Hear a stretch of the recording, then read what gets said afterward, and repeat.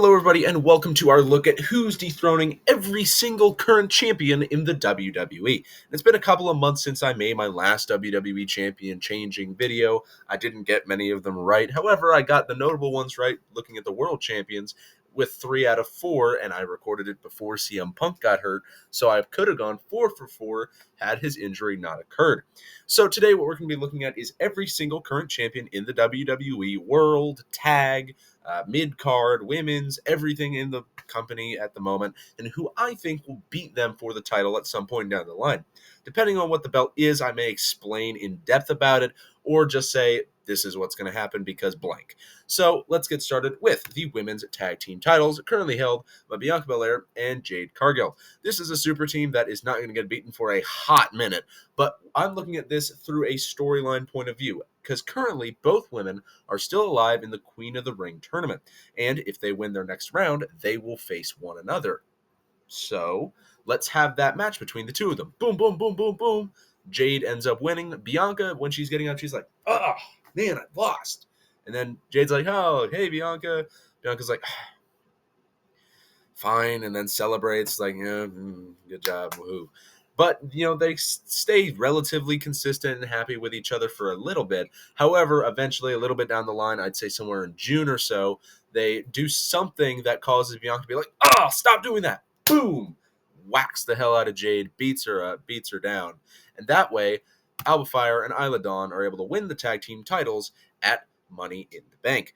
This sets up Bianca and Jade to have a feud going on and puts the women's tag titles on an actual tag team that will defend the titles occasionally, hopefully on TV, and put some prestige on the belts after 2/3 of the big three are able to hold them for a hot minute. A lot of people think that they're just going to be dominant champions for years to come, but it's pretty obvious that they're building to something along the lines of Bianca Jade until at WrestleMania 41, or potentially Bianca Rhea at Mania 41. But we don't really know about that yet because, we're like 8 months out at this point, so who really knows? Next up, we're going to be looking at the World Tag Team Championships, currently held by the Awesome Truth, which is The Miz and R-Truth. And I gotta be honest, the men's tag division on Raw and SmackDown is not amazing. It's not great, I will say. So I just looked at the roster and was like, oh, yep, that's a tag team. So I ended up going with the New Catch Republic. Not for any real reason. It's just because they're a tag team that happened to be on Raw, and they make a decent amount of sense. The reason I didn't pick a team like DIY is because Tommaso Ciampa seems like he might break up with Johnny Gargano soon, so I don't really know how they would run that if they became tag team champions, unless they were tag team champions for a very short amount of time, and Johnny got pinned to lose the belts. Presumably there's somebody like New Catch Republic. On the SmackDown side of things, we have the team of A-Town Down Under, my favorite tag team in WWE at the moment because I really like Austin Theory. Are you a theorist like me? I'm a theorist. I'm an Homo sapien. I'm all of them. I love me some theories and being an Homo sapien. Go Omos. We got the poster up there. We got the drawing up there. And if I'm being honest, Omos would honestly have won all these. He should be the answer to all of them. He was on the thumbnail for a reason.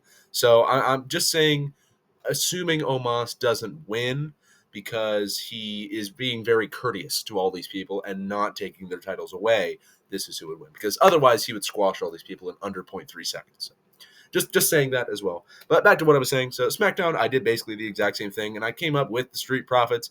They're a tag team. They're on SmackDown. They're pretty good. I think they'd look good with the belts, especially the Pride needing some oomph behind them for the moment. Then they might use that to build the Final Testament by having AOP beat them, something like that. Don't really know yet, however. That's what I came up with out of what I had.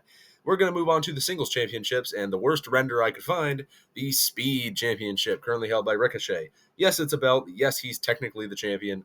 Does it really matter? Absolutely not. Everybody doesn't care about Speed. Speed is honestly the weirdest show WWE's made in a few years. I think it's on the same level as Saturday Morning Slam, where it's like, okay, cool. It exists, but when was the last time you actually cared about an episode? Like, I watched less than 10 seconds of the most recent episode, which is Ivar versus Apollo Crews, and I was like, okay, this is boring. Because it's just number one contenders match now. And the problem with Speed is that it's too short to get invested in a match. I think a way they could save Speed, because they need it, is instead of a 3-minute time limit, I think a 5-minute time limit for normal matches and then make the world title matches or speed title 10-minute length max, because I think that is a better way to do it than what they have now, because I can't really get invested because that match that I was just talking about only lasted like a minute and a half. So it's not very good at the moment. However, I did come up with Dragon Lee to be the one to beat Ricochet. I know, face and face, but Dragon Lee doesn't really have anything to do at the moment, nor does the LWO as a whole. So put him on speed, give him the title, I guess. No, not that kind of speed. Don't put him on that speed. You get my point. Next up, we have the United States Championship, and as you looked at the thumbnail, you saw Logan was on there as well, right up there with Cody Rhodes, who he takes on at King and Queen of the Ring, which is coming up in like 2 weeks from now. Yeah, about 2 weeks from now. Um, Honestly, it's not that easy to tell who would win that match. It's favoring Cody like heavily. It's like 95-5. But there's that little bit in me that I'm like, but it's Logan, and I'm concerned that he could win. However, I do think that Cody's going to win that belt and win the match, I should say, and then win the belt, because I think it's a title for title match. I'm honestly not sure, but this develops into something later on in the video that we'll get to after that. But I don't know how this match is booked. It depends on whether or not this is a title for title match.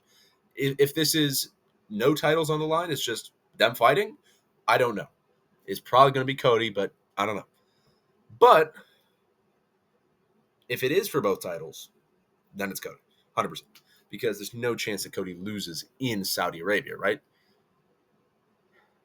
Right? I'm very concerned that Logan has a chance of winning the match. But to my point, Cody wins the title. He's the American Nightmare. He wins the America title. So cool for Codes. Move on to the Intercontinental Championship, currently held by Sami Zayn. This one's a pretty obvious one. It's Chad Gable. Duh. He has a triple threat at King and Queen of the Ring, along with Bronson Reed for the IC belt. I don't know if he'll win it there. He probably should. Just pin Bronson Reed, get some heat, because Sami and Saudi, they do pretty well together, I think, because he seemed to like last year's show. He goes there, loses the belt. Chad gets a bunch of heat by pinning Bronson. Simple concept, wins the belt. Cool. We move on to the world titles now. We look at Becky Lynch, the man. We have another title change going on in King and Queen of the Ring as Liv Morgan gets the belt away. Because if Liv Morgan loses, she is officially a clown and a goober. Because Liv Morgan has been complaining, like, it's my revenge tour. I need to be good now. Liv Morgan was ass in 2022, was hurt or ass in 2023, and has won, I think, a total of 2 matches in 2024. So, man, Liv Morgan is really, really rocking with it at winning those world title opportunities. No, I'm completely kidding. If she loses this match, she's officially a goober. There's no redeeming Liv Morgan if she loses. So she has to win at King and Queen of the Ring definitively. Big win over Becky. Changing hands moment, changing generations, whatever. Moving on from the 2010s NXT to the 2020s NXT. You get the point. Other women's world title on the line, as Bayley is going to be losing her title, not recent or soon, I should say, but at some point in like 3 months from now, to Tiffany Stratton. You might think, well, that's a little quick to put the women's title on such a new talent. And I would say, yeah.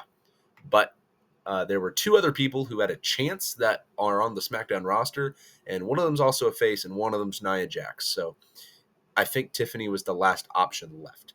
So she'll probably win the belt at some point around SummerSlam. That way she can start being a world champion, maybe not hold the belt for ages, but get experienced with it, so that when she wins more titles further down the line, she'll have like the previous experience of, okay, I know how to run like this, I know how to work like this. So hopefully she'll be able to win the belt around SummerSlam or so. Into the men's world titles now, and we have Damian Priest. I gotta be honest, this was a weird one, because Damian has had an odd storyline going on, where he's been like, okay, I'm going to defend my world title. I don't want the Judgment Day to interfere. I can do this. So if you look back at Backlash, he was doing decent on his own, beating up Jay. He was losing, but he was beating up Jay, and then JD came out, and he was like, JD, what are you doing out here? Did it work for him? Yeah, he was able to get the upper hand against Jay. Then he was about to get hit with a spear, so Finn came out, distracted him. Okay, now Damian's able to win the match because of Judgment Day. But he's still like, guys, why'd you come out here?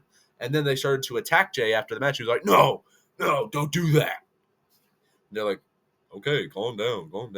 I think this is going to build to Damian eventually being like, oh my gosh, guys, stop being dicks, and just boom, sock him straight in Finn, probably straight in the jaw. Boom, that drops the Judgment Day down, the world champion in the group, and that gives Damian a face run that he can work on. That also means he's probably going to feud with Judgment Day members, and he's going to end up losing the title to one of them. Finn Balor finally getting that world title reign that he's needed for so long. He never got his first one, really, because it was only less than a day or so. And then he hasn't had another world title reign since, or really had the opportunity to have one, other than that one match at SummerSlam. And I think he also had another one at Money in the Bank. Nonetheless, he needs a world title run, and he needs it to be good. And I think he'll be able to beat Damian for the belt, be a solid heel champion, not for ages, but maybe 2-3 months or so, and have some decent defenses being the main champion on Monday Night Raw. Linz. Just had to say. On to SmackDown, as we have the American Nightmare, Cody Rhodes. And, well, this is where the video gets interesting. Because if we look back at our U.S. title, we zip all the way back to the United States Championship. We saw that Cody beat Logan for this belt. So now we have to go over to the world titles and assume, okay, Cody has the U.S. title right now. Cody is the U.S. champion. He's U.S. and world champion. Who's the only other person to be those things? I'll give you a second. I referenced him in the last one. Seth freaking Rollins. Now, this is interesting because Seth's hurt. So what are you implying? What are you saying about this? I'm saying, I read this on Twitter and I actually thought about it, and it's actually a really good idea. So, paint a picture for you. Cody Rhodes wins the U.S. title from Logan Paul, and he's champion for another 8 months defending the belt. We get to WrestleMania, and he beats whoever he's against. Sure. Whatever. Doesn't even have to be that long. I don't even know how long Seth's out, but sure. Let's say it's 8 months. So he's U.S. WWE champion. Occasionally, he'll defend both belts on TV, or he'll alternate which belt he's defending. Seth comes back. He's like, oh, Cody, yes. Yay, how are you doing? Pedigree. Boom. Stomp. Boom. Turns heel. Now it sets up a feud for the next pay-per-view. Let's assume that's Backlash. Now, Seth, who missed this year's Backlash, comes back for this year's Backlash. He beats Cody for the belts. U.S. WWE champion. Awesome sauce. That's amazing. Now, we move into number 17. I might think, number 17? What are you talking about? 17? That doesn't make any sense.